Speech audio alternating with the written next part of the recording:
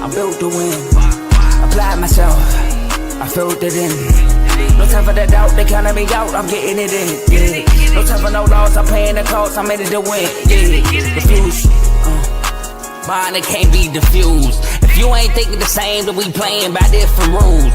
You can't see the vision, we living at different views. Until we complete the mission, keep getting up, never snooze. I walked a mile in my shoes, had the mind of a fool, chasing diamonds and jewels. Trust me, I was confused. Started minding my business and used my mind as a tool.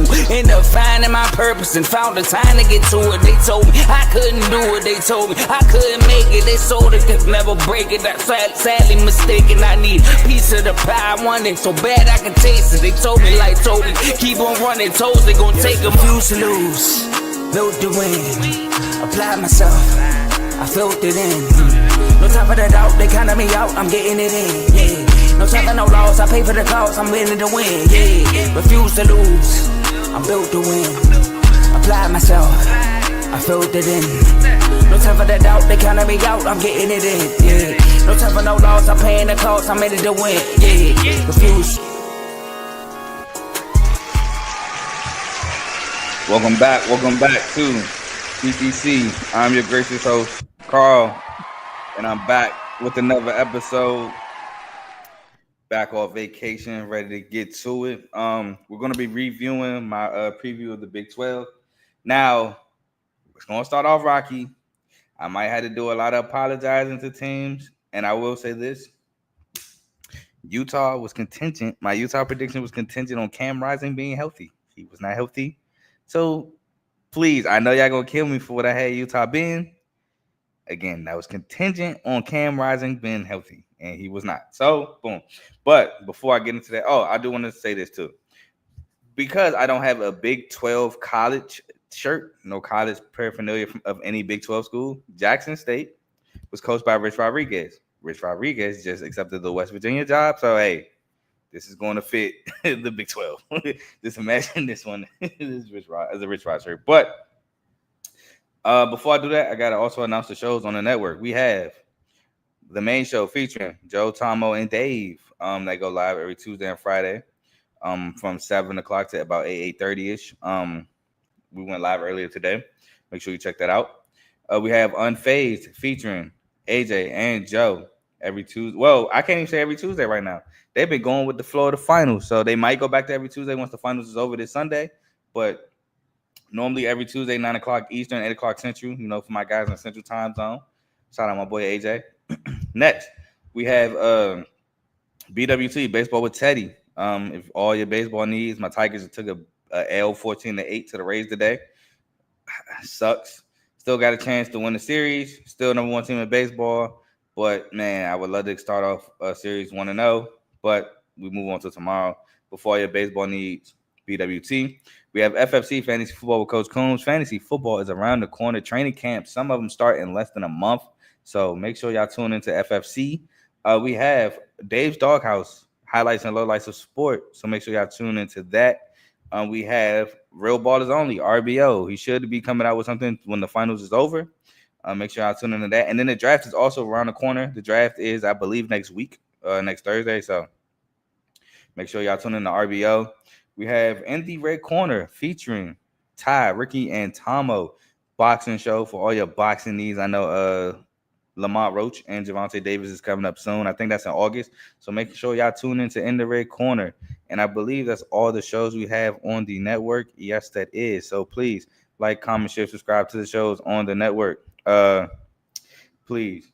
And if you like what you're listening to, stick with us. Now, I got a pesky Nats fan in the comments talking about sheesh, a 2-game losing streak. I know, when you lose 11 games straight and the team is so good that they haven't lost 4 games straight all year, a 2-game losing streak just seems like it's so much. I get it. As you're losing tonight, by the way.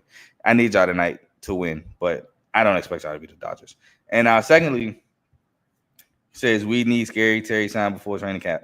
Absolutely. I think you'll get it done, but yeah, you definitely need that. You want him in there for camp.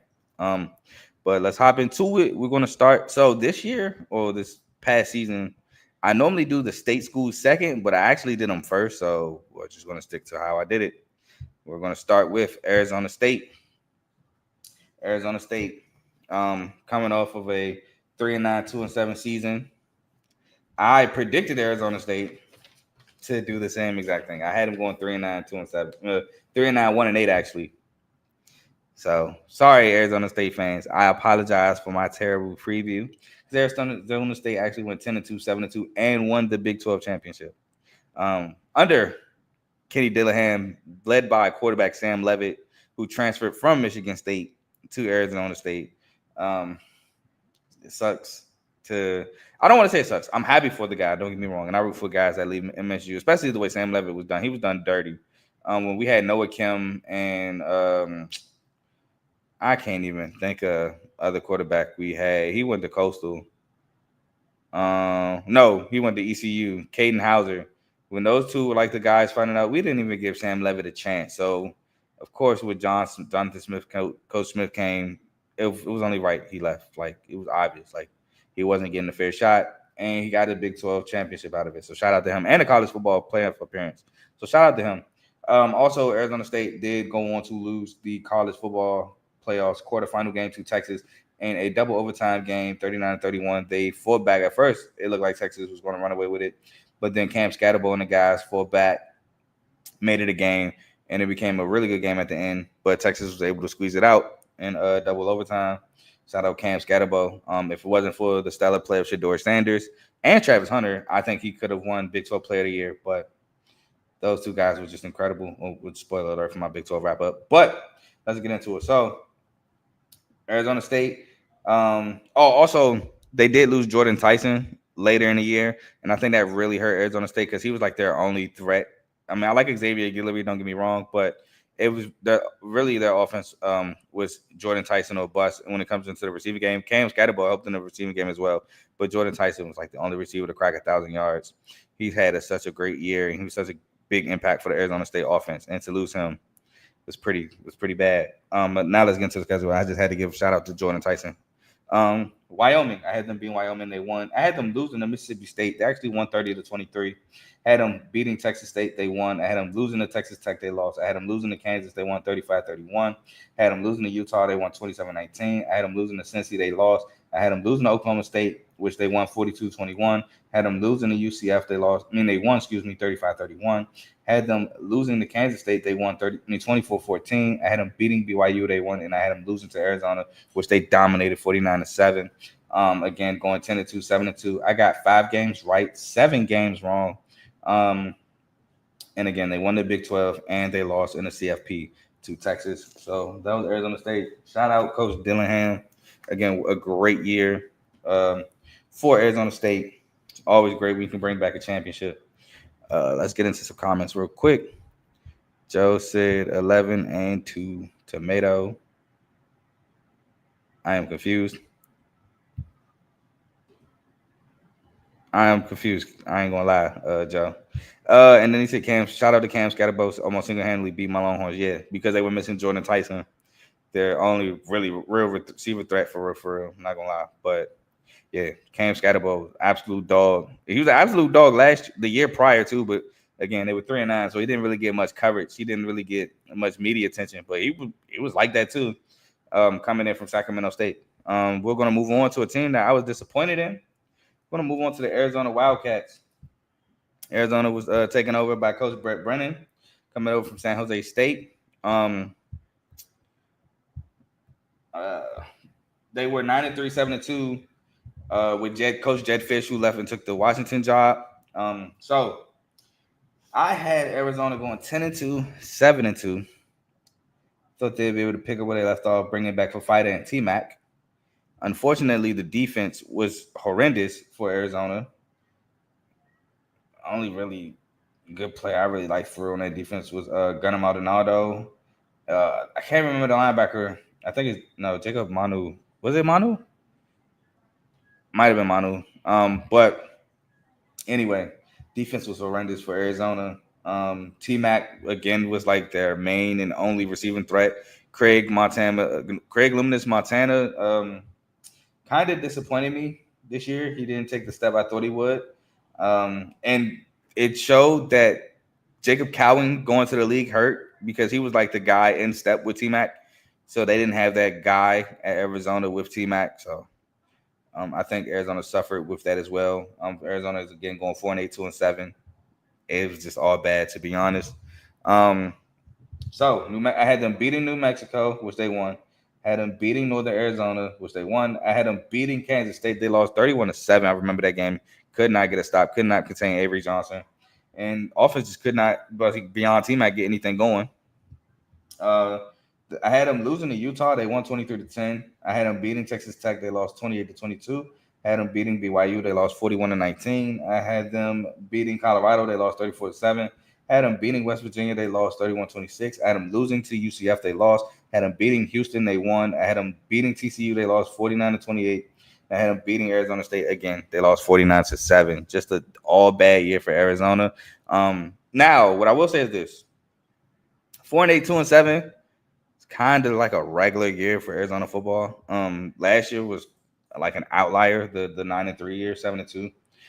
Arizona's normally around that 4 to 6 win season, maybe even a 3-win season in there. So the year before with Cowing and T-Mac and Fafita, or Fafita, however you want to say it, that 9-win season was such a great year in Arizona football because it rarely happens. But it seems like they regressed to the mean under Brett Brennan, going 4-8. So I'm kind of excited to see. I don't want to say excited. I'm kind of interested, I should say, to see how Arizona turns out next year, losing T-Mac to the league. Fafita was a freshman, I believe, with the 9-win season. So I believe last year was a sophomore season. So he has one more year he has to do before he's eligible for the league, I believe. So I am very interested to see how Arizona turns out under Brett Brennan, bringing in Brett Brennan's talent. So we'll see there. Next, we're going to move on to Baylor, who finished off the season red hot. Baylor started off slow. Well, how do I? Because they started off 2-2, so that's not really slow.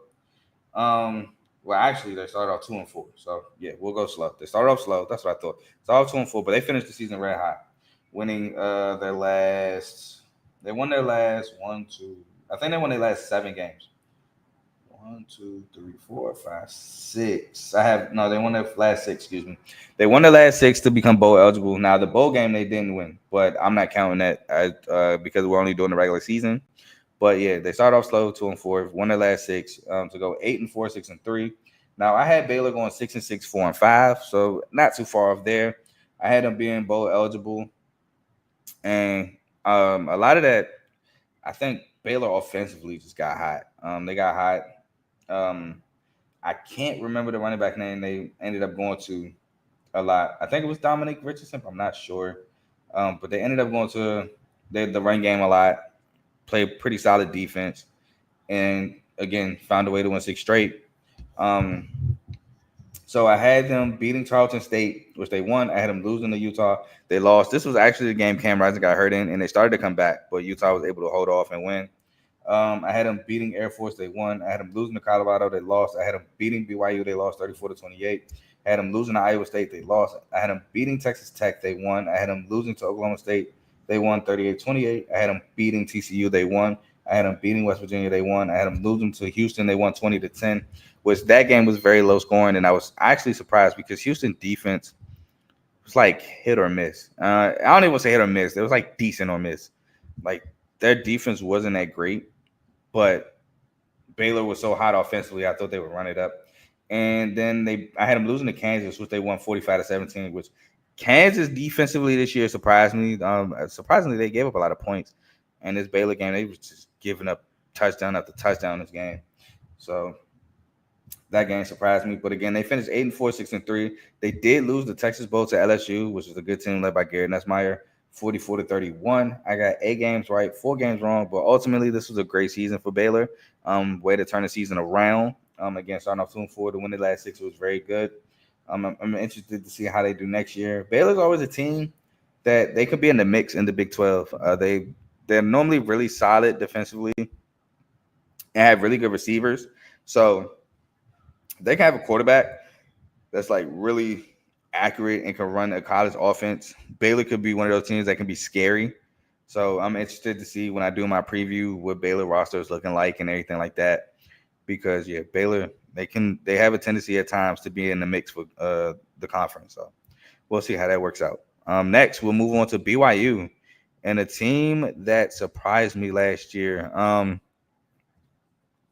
I didn't have BYU making or not making, excuse me, but being in competition for the Big 12 title. I actually had BYU going 4-8, 2-7. They were coming off a 5-7, 2-7 year. They I don't want to say this like, oh my God, they lost Keaton Slovis, but I didn't know how they was gonna replace Keaton Slovis. I didn't, but Jake Reslov came in and did his big one. He had a good season. Chase Roberts came back. Darius Lassiter came back. LJ Martin came back. They lost Isaac Rex. They lost Aiden Robbins, the running back. But, man, they had a heck of a year. They were almost there in contention for the Big 12 title. They just lost like a tiebreaker or something like that. I think it was the Arizona State game. Yeah, they lost the head-to-head matchup to Arizona State. And that game was like very controversial. I want to say at the end it was like a controversial Hail Mary or something like that, but Arizona State was able to pull it off. They were up and BYU almost came back to win it or something like that. And Arizona State I think they held on to win. But BYU had an amazing season going 10-2, 7-2, absolutely whooping Colorado in the Alamo Bowl, which I thought was crazy that they played a conference opponent in a bowl game. But it happened. Shador didn't look the greatest in that game. Well, Colorado as a whole offensively didn't look the greatest in that game. Shador really ain't had time. BYU was playing in Colorado's backfield the entirety of the game. But yeah, BYU had a heck of a season. And I would have been interested to see a BYU in the college football playoffs if they would have had, won the Big 12 title game and got the automatic qualifier. I would have loved to see that. Now, Arizona State did a great job, don't get me wrong, but I would have loved to see BYU in that. I thought BYU was the real deal. So it sucks that they didn't make it, but hey, gotta win the games. You gotta win. In Kansas is a game you gotta win. But we'll start with, I had them beating Southern Illinois. They won. I had them losing to SMU, and this is when the BYU hype started to come around. They beat SMU at SMU 18-15. Stifled that offense, caused a lot of turnovers, held SMU to field goals. Yeah, it was a really good game. I had them beating Wyoming. They won. I had them losing to Kansas State. They won 38-9. I had them losing to Baylor. They won 34-28. Had them losing to Arizona. They won 41-19. I had them beating Oklahoma State. They won. Had them losing to UCF. They won 37-24. Had them losing to Utah. They won 22-21. That's a rivalry game. Provo versus I forget. I think Utah's in Salt Lake City, if I'm not mistaken. Kansas, I had them losing. They lost. I had them losing to Arizona State. They lost, and I had them beating Houston. They won. I had 6 games right, 6 games wrong. Again, they won against Colorado in the Alamo Bowl, 36-14. But all in all, great year. Just, I think if it might have been another Arizona State BYU running back championship game, BYU might have came out on top of that one. But we never know because it didn't happen. And we'll move on to Cincinnati, which I did get Cincinnati's regular season record right, not their conference record. I had Cincinnati going 5-7, 2-7. They went 5-7, 3-6. So one game off the conference record, but I just didn't see much with Cincinnati. I know Corey Kiner was returning. I know Xavier Henderson was returning, but I didn't like Brendan Sorsby at quarterback. I think he came from Indiana. Yeah, I just wasn't sold on Cincinnati offensively. Defensively, they were solid. They were a pretty good defense. They're always a pretty decent or pretty solid defense. But offensively, I just was not sold. And I think that was the issue with Cincinnati. Offensively, they just were not enough to match up or complement the defense, rather. I had Cincinnati beating Towson. They won. I had them beating Pitt, and they actually should have won this game. And that game was the difference in bowl eligibility. But they allowed Eli Holstein and Desmond Reed and Kanata Mumfield, I think he had some key scores in this game as well, to come back. Pitt came storming back. I think it was mostly behind Eli Holstein for them to win that game. But Cincy was in control the majority of that game, and Pitt just came rolling back to win it. And that was the weekend where It was a lot of, not a lot, but it was a couple comebacks. So I think that was the same weekend that Iowa State came roaring back against Iowa, which we rarely see an Iowa defense give up a 2-touchdown lead. I believe that's also the game where Arkansas was up big, and then Oklahoma State came back and they ended up winning that game. And that was a crazy game. That was, I think all that was like in the same week. So that was just a fun week of college football. Miami of Ohio, I had them beating them. They won. That was a very defensive game. I had them losing to Houston. They actually won 34-0. I had them losing to Texas Tech. They lost. I had them losing to UCF. They actually won 19-13. Had them beating Arizona State. They won. I had them losing to Colorado. They lost. I had them losing to West Virginia. They lost. I had them losing to Iowa State. They lost. I had them losing to Kansas State. They lost. And I had them beating TCU, but they lost 20-13. Again, going 5-7, 2-7. I mean 3-6. Excuse me. Got 8 games right, 4 games wrong, and I would say this was this was a bad season. And if you don't go bowl eligible, to me, it's considered a bad season.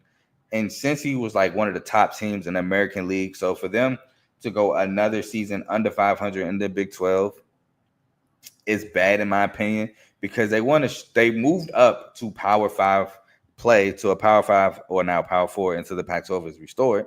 A Power 4 conference to show that they can compete in these bigger conferences.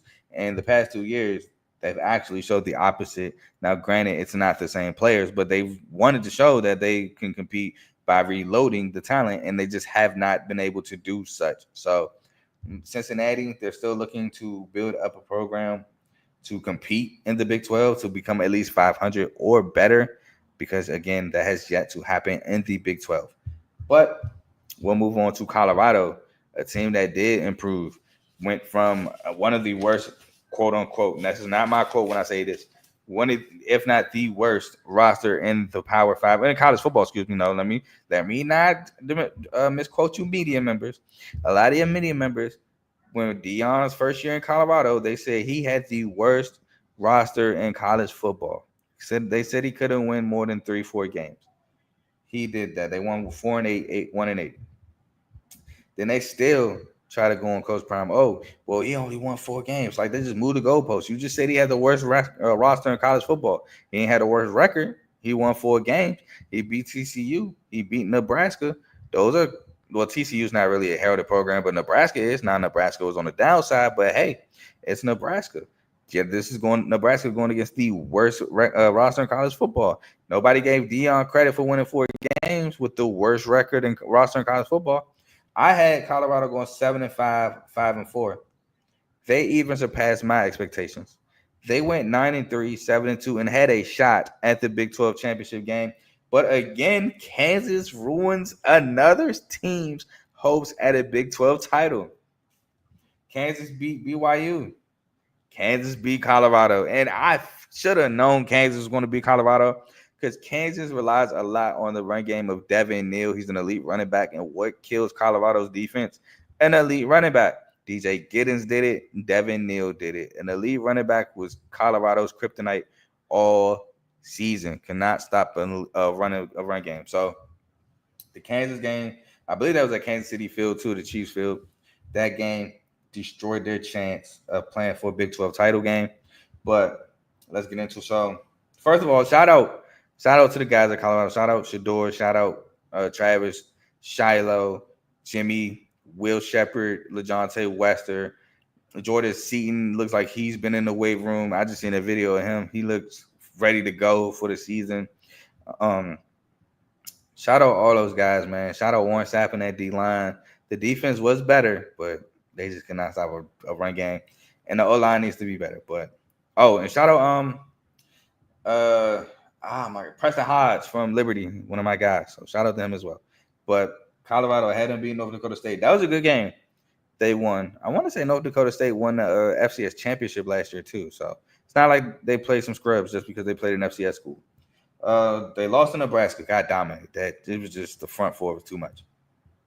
The defense, I should say. Colorado State, they had them winning that game. They won. Had them beating Baylor. They won. Had them beating UCF. They won. Had them beating Kansas State. They lost. That was the DJ Giddens game. 31-28. Had them losing to Arizona. They won, 34-7. Had them beating Cincy. They won. Had them beating Texas Tech. They won. Had them losing to Utah. Again, Cam Rising was no longer healthy. They won 49-24. Had them losing to Kansas, they lost, and I had them losing to Oklahoma State. They won 52-0. So again, they went 9-3, 7-2. They did lose the Alamo Bowl again to BYU 36-14. They won. I had 8 games right, 4 games wrong. But man, if anybody deserves credit or a coach of the year is Dion. He took a program who won, I believe, 1 game, and within 2 years, they were bowl eligible and won 9. They won 9 games and was almost eligible. Well, they were almost in their conference title, and they're as a power conference school. So y'all can say whatever y'all want about Coach Prime, but he's a program changer. He's a program. Man. If you want your program to be good, hit up Coach Prime because he's done it now with 2 different programs. He did it at an HBCU level. They was like, oh, it's HBCU ball. You can't do that in the Power 5. Went to Colorado. Yeah, Colorado had a championship in 91 with Eric Bieniemy and the boys, but Colorado's not a powerhouse. Colorado is not a traditional college football school. They have moments, they have years, but they're not consistently good. And in 2 years, turn that program around. So shout out Coach Prime. Hey, CTC is always going to be a channel for Coach Prime. Now, if you mess up, Coach Prime, if you do wrong, I'm gonna be there too. But I'm gonna always uplift you when you do right. But I'm gonna keep it real as well. But shout out Coach Prime. We got some comments, and then we're gonna move on. He said Lightning McQueen, and he said the Kansas loss hurt big time. Yeah, they couldn't stop Devin Neal at all. That was a huge loss. We're gonna move on to Houston. Houston didn't really disappoint. Not gonna lie, I thought Houston was what Houston was gonna be. I had Houston going 5-7, 3-6. They actually, so I got the conference record right. I just didn't get the actual record right.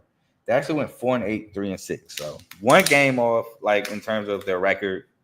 They had a new coach, Coach Willie Fritz, who, if y'all been watching CTC, you know he was the second coach I wanted MSU to hire. But I knew he had his work cut out for him. And when I say that, he didn't have a quarterback. I know a lot of people love Donovan Smith for whatever reason. I'm just not a fan.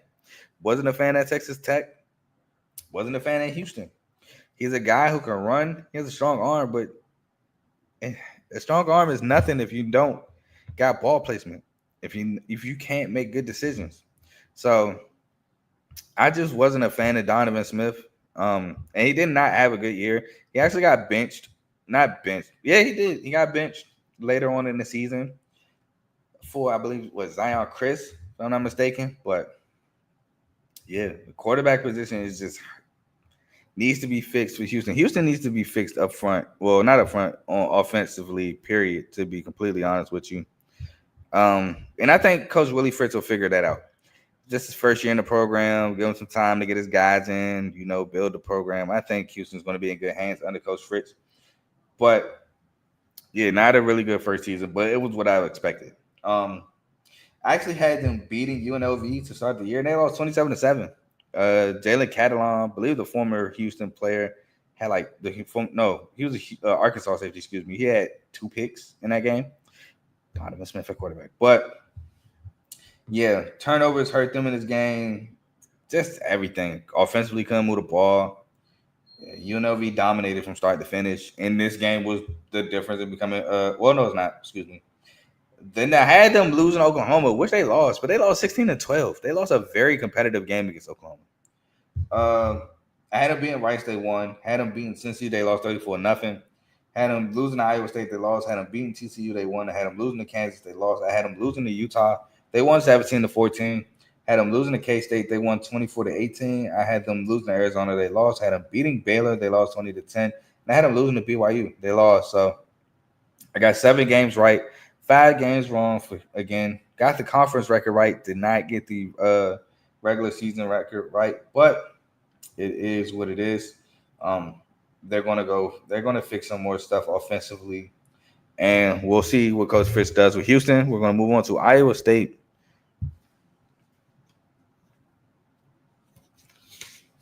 I just got a notification about something on my phone.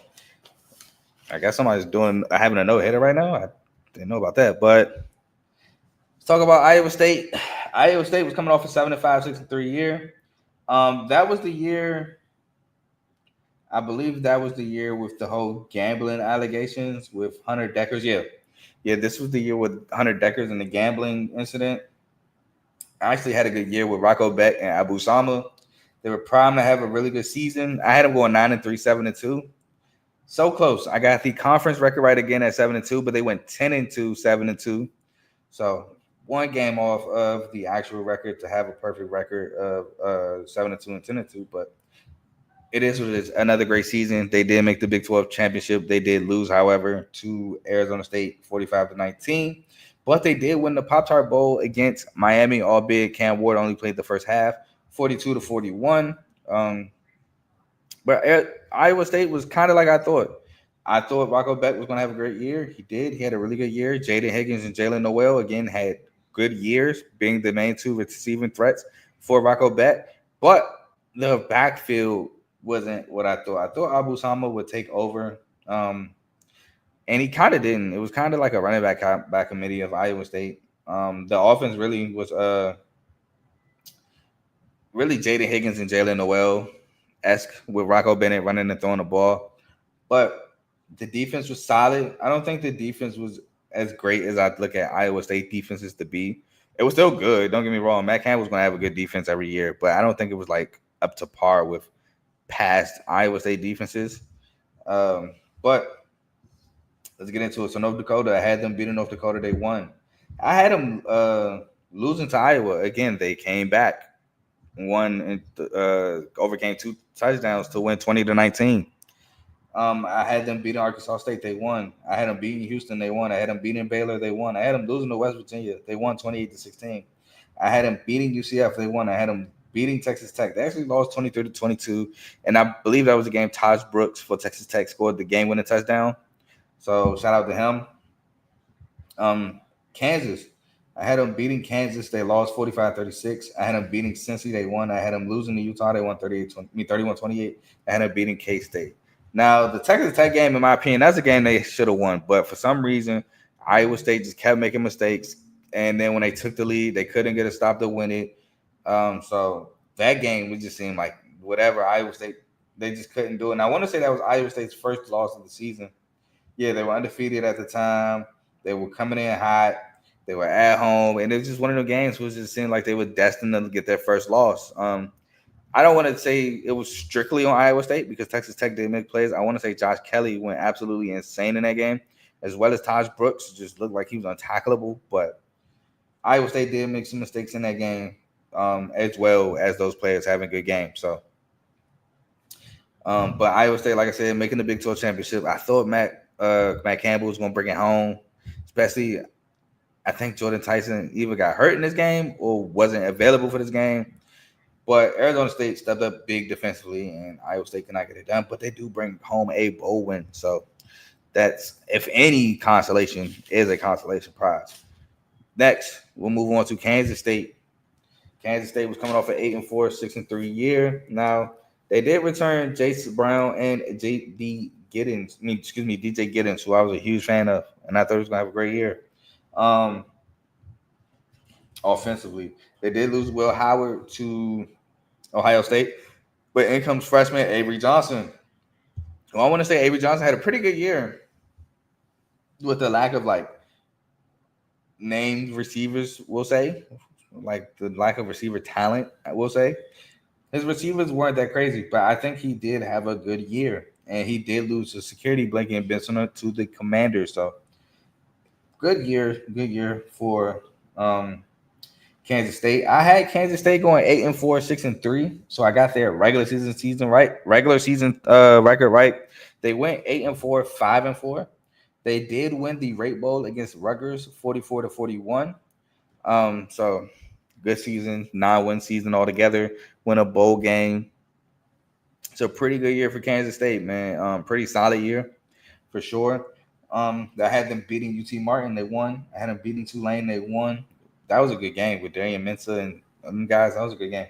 I had them losing to Arizona. They won 31-7. I had them beating BYU. They lost 38-9. I had them beating Oklahoma State. They won. I had them losing to Colorado. They won 31-28. I had them losing to West Virginia. They won 45-18. I had them beating Kansas. They won. I had them beating Houston. They actually lost 24-19. I had them beating Arizona State. They lost 24-14. I had them beating Cincy. They won. I had them losing to Iowa State, and they lost. So again, had them 8-4, 6-3. They went 8-4, 5-4. So pretty good there. All in all, a great season for Kansas State. I'm looking for Avery Johnson to take another leap offensively this year. He's a pretty good runner of the football. He can throw the football. He has a pretty solid arm, pretty accurate guy. I'm just looking for him to put more of the pieces together this upcoming season. I'm excited for him.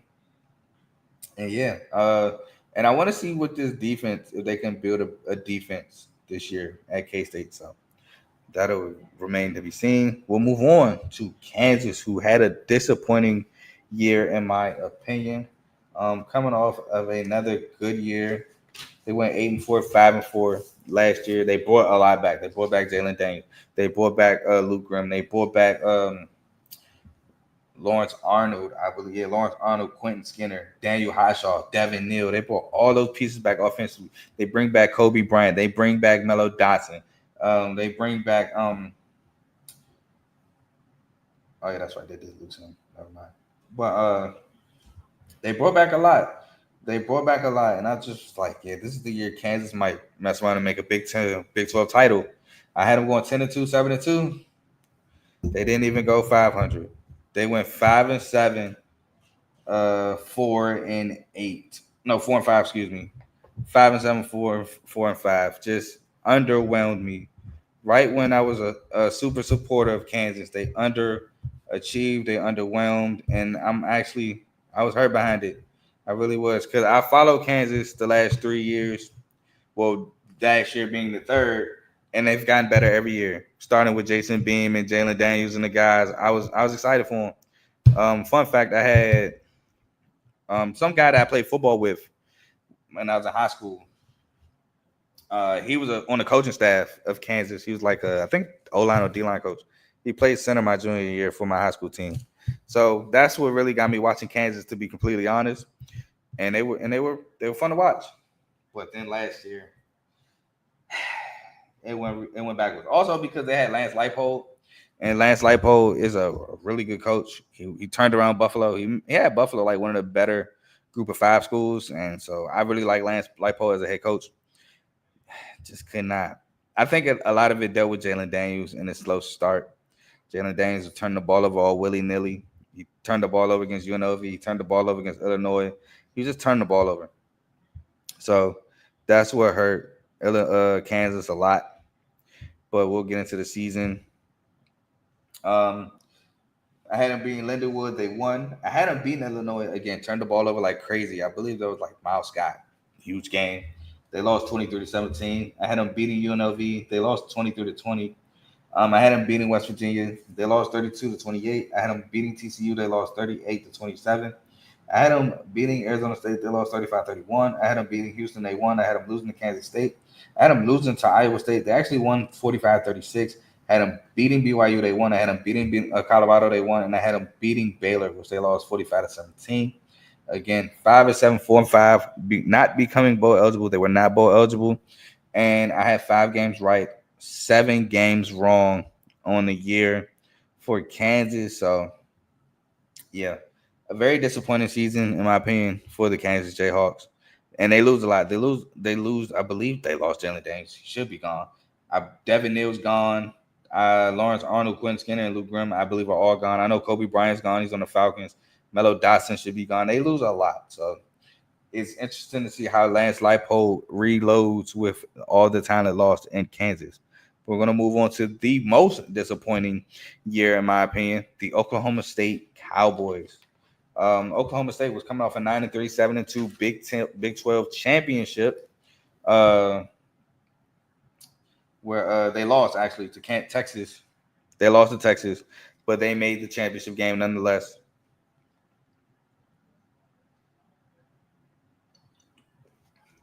Sorry, mouth got dry, but they lost to Texas. But Ollie Gordon was coming back. He was primed to have a big year. Alan Bowman was coming back. But teams did what I told them to do. You load the box Don't let Ollie Gordon beat you, and you make Allen Bowman beat you. And a lot of people was like, "Well, Ollie Gordon, he had a down year." No, teams figured out what to do to stop Oklahoma State. You don't let Ollie Gordon get free. By any means, you sell out to stop Ollie Gordon. Allen Bowman's not going to beat you, and that's what happened. So I had Oklahoma State going 9-3, 6-3. They went 3-9, 0-9. They did not win a single Big 12 conference game. I repeat, they did not win a single Big 12 conference game. So very, very disappointing season in the Oklahoma State Cowboys. So we'll do this. I had them beating South Dakota State, they won. I had them beating Arkansas, they won. I had them beating Tulsa, they won. I had them losing to Utah, they lost. I had them losing to Kansas State, they lost.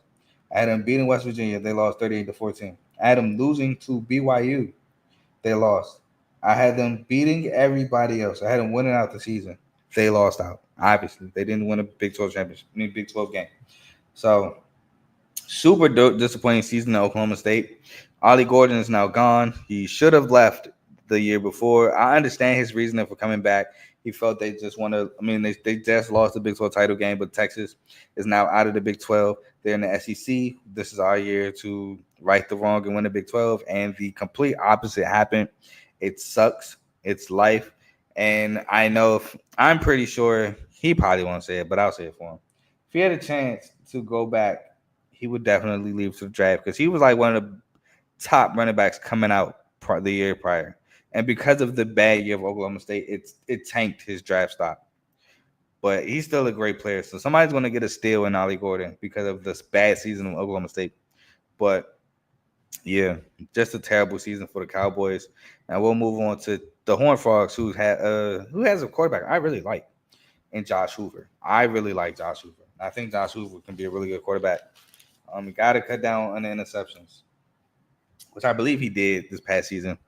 But TCU, they were coming off a 5-7, 3-6 season. I thought they would regress. So coming into the year, I wasn't the biggest Josh Hoover fan.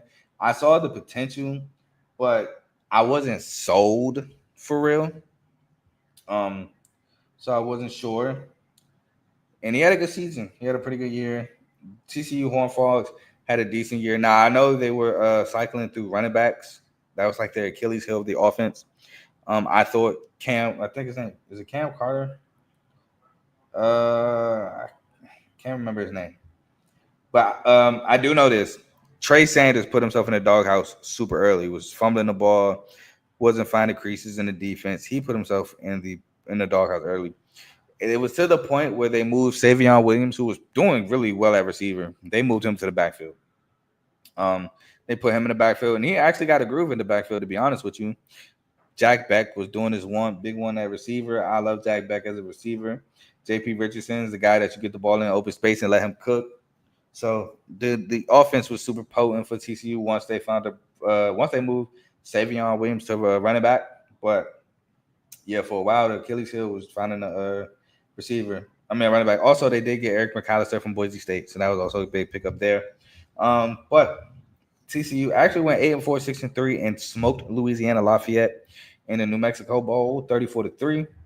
TCU had a really good season. Again, Josh Hoover stepped up. Once they found a running back, they were really dangerous.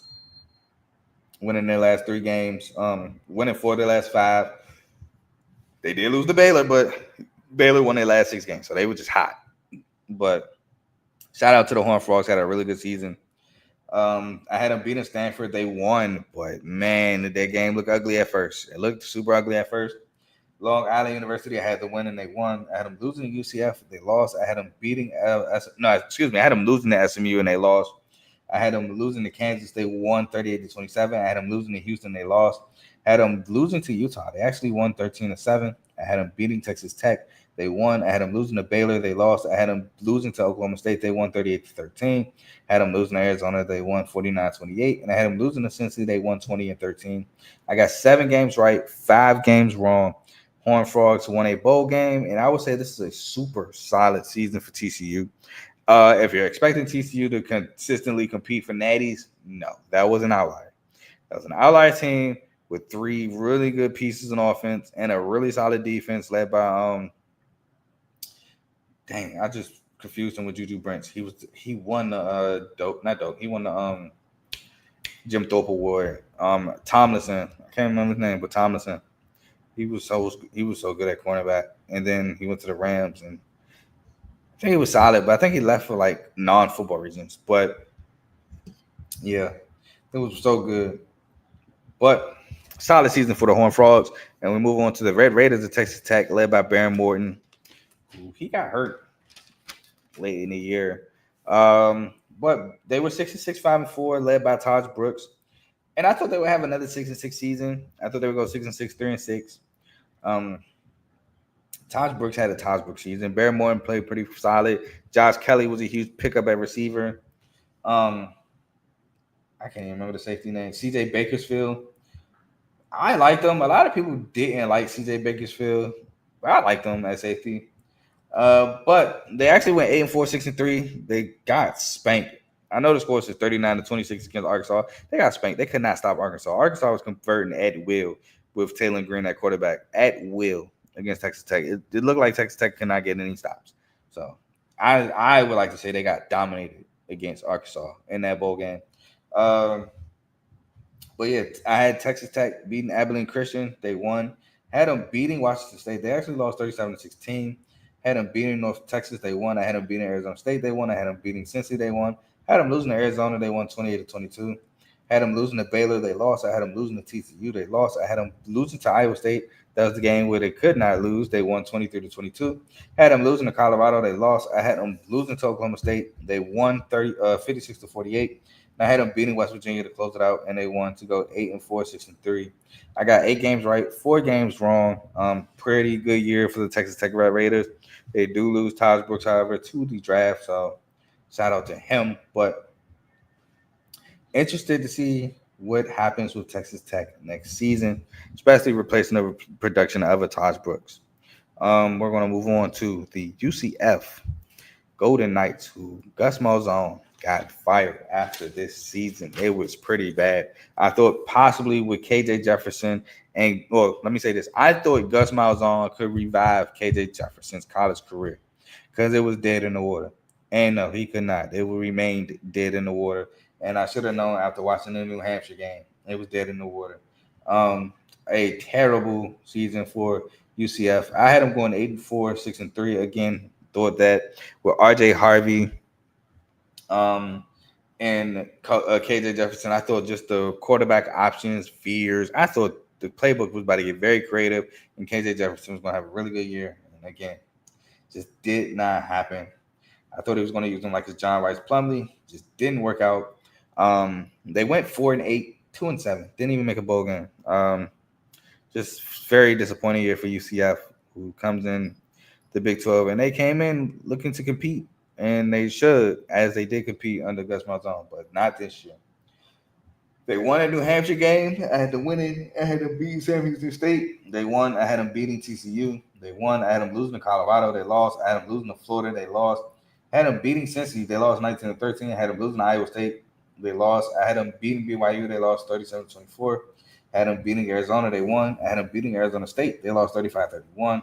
I had them beating West Virginia. They lost 31-21. And I had them losing to Utah, which they lost. Again, going 4-8, 2-7. Was not bowl eligible. Got 8 games right, 4 games wrong. And now they're kind of starting over. New coach, new quarterback, new running back because RJ Harvey's gone. Receivers gone. It's looking tough for UCF. But they got the Florida area to recruit, and they should be okay. Now, again, Utah. Man. My Utah record again was contingent on Cam Rising being healthy. Cam Rising got hurt in the second game of the year. I had them going 12-0, 9-0 because with Cam Rising, they just don't lose games. But they were cycling quarterbacks, Isaiah Wilson. I can't even remember the other quarterback. That's how bad their quarterback play was. It's just without Cam Rising at quarterback, they just done. They're cooked. They're just cooked. So you mix that in with the loss Cole Bishop to the league, who had a pretty good year with the Bills. Jonah Ellis, Sione Vaki, who played offense and defense, Devon Vele, who went to the Broncos. They just Bryson Barnes, who was supposed to be the backup for Cam Rising when he got hurt. He was at Utah State. So they just lost a lot, man. They lost a lot. And it was just a bad year for Utah. Really bad year. Because they probably, just like me, was depending on Cam Rising, who is now medically retired from football. And I'm gonna say he should be because he just consistently gets hurt. So shout out to him though. Because he did get a Pac-12 championship. But yeah, man, it was just his time. So let's just get into it. So I had them beating Southern Utah, they won. I had them beating Baylor, they won. I had them beating Utah State, they won. I had them beating Oklahoma State, they won. I had them beating Arizona, they lost. I had them beating Arizona State, they lost. I had them beating TCU, they lost.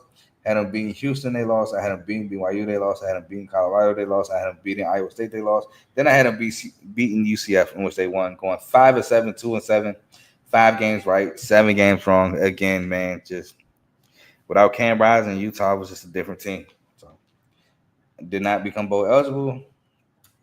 An overall bad year for Utah, who had high hopes, but Cam Rising got hurt. And lastly, we go to West Virginia, the Mountaineers, which Neil Brown did get fired after the season after coming off an 8-4, 6-3 season. Everything looked to be pointing in the right direction for the Mountaineers with Garrett Green at quarterback. But and CJ Donaldson, can't forget about my guy running back. But boy, did a 180 occur, and it started with the Penn State game. That Penn State game had me thinking Penn State's passing game might have been revamped, and it was not. But yeah, it was just all bad. I had them going 4-8, 3-6. I actually kind of predicted that the season wouldn't be as good as they thought it would be. They went 6-6, 5-4. They did make a bowl game, but they did lose that bowl game in the Frisco Bowl to Memphis, 42-37. But it wasn't the season that West Virginia expected. They expected to do the same, if not better, as the season prior, and they did not. They were just a 500 ball club, or college club, I should say. Had them losing to Penn State, they lost. I had them beating Albany, they won. I had them losing to Pitt, they lost. I had them losing to Kansas, they won 32-28. I had them losing to Oklahoma State, they won 38-14. I had them winning against Iowa State, they lost 28-16. I had them beating Kansas State, they lost 45-18. I had them losing to Arizona, they won 31-26. I had them beating Cincy, they won. I had them losing to Baylor, they lost. I had them losing to UCF, they won 31-21, and I had them losing to Texas Tech, and they lost. Again, going 6-6, 5-4. I got 6 games right, 6 games wrong. They were better than what I predicted, but they were not what they thought. And again, coach got fired.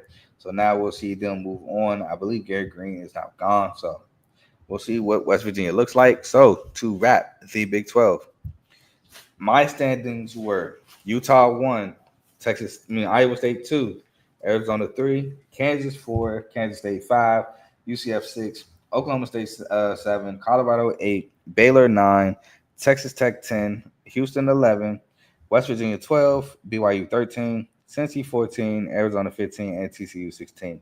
My Big 12 championship was Iowa State versus Houston, with the winner, versus Utah, with the winner being Utah. And my Big 12 player of the year was Noah Fida of Arizona, quarterback. The actual standings were Arizona State 1, Iowa State 2. So this is the only standing spot I got right. I got the second spot right. BYU 3, Colorado 4, Baylor 5, TCU 6, 7 was Texas Tech, Kansas State 8, West Virginia 9, Kansas 10, Cincy 11, Houston 12, Utah 13, UCF 14, Arizona 15, and Oklahoma 16. Oklahoma State, 16. My the actual Big 12 championship was Arizona State, Iowa State, which Arizona State won 45-19. The defensive player of the year in the Big 12 was Travis Hunter. The offensive player of the year in the Big 12 was Shedeur Sanders, both coming from Colorado. So shout out to them. But that is my Big 12 in review. Now, the next episode, which I don't know when it will be, because shout out to Ace, he is dealing with something, a family member of the show. Whenever he is ready to get back on the pod, which take your time, Ace, we're with you.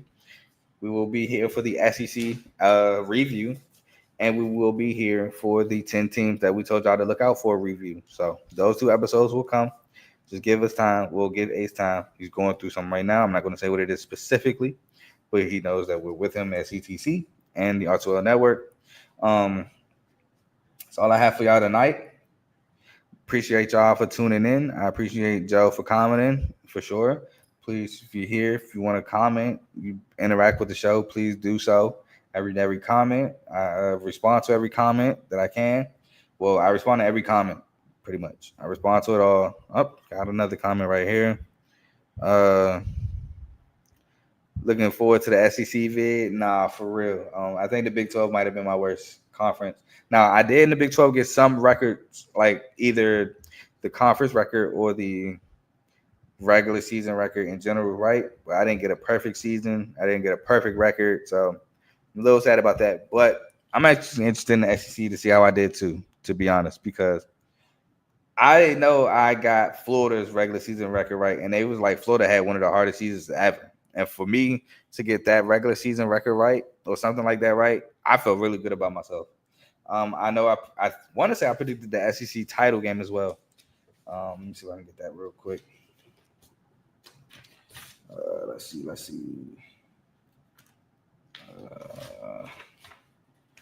me see real quick. I think I'm right here. Yep, I got the SEC. Actually predicted the SEC title game to a T. Look, man, I do got to say this real quick. See, bro, I don't know if a lot of people, other than like Joe knows, but I don't think a lot of people understand that I was a huge Jackson Dart fan before all the hype. I had Jackson Dart as my SEC Player of the Year, so I don't remember who won it, but yeah, I just want people to know that I've been a huge Jackson Dart fan from like way back, like USC Jackson Dart fan. So yeah, because a lot of people, it's cool to say now, but not a lot of people was on that train before I was. I don't remember that many people, if many people at all, talking about Jackson Dart before me, to be completely honest. But that's another conversation for another day. Shout out my boy Joe. He said you predicted that we would win in the regular season but losing the championship. That is facts. I didn't remember that. Now, did it happen that way? No, but that is true. And he said you have. Thank you. Because yeah. But that is all I have for y'all tonight. Y'all enjoy the rest of y'all night. I'm about to go check in on my failure of a parlay. And hopefully, I don't think I could depend on y'all, but I need the Nats to beat the Dodgers tonight. I really do. So I need that. But one more comment. He said Jackson Dart was on a lot of thumbnails for episode. Facts. Big Jackson Dart fan. But y'all enjoy the rest of y'all night. We'll be back whenever, my boy is ready. I'm gone. Peace.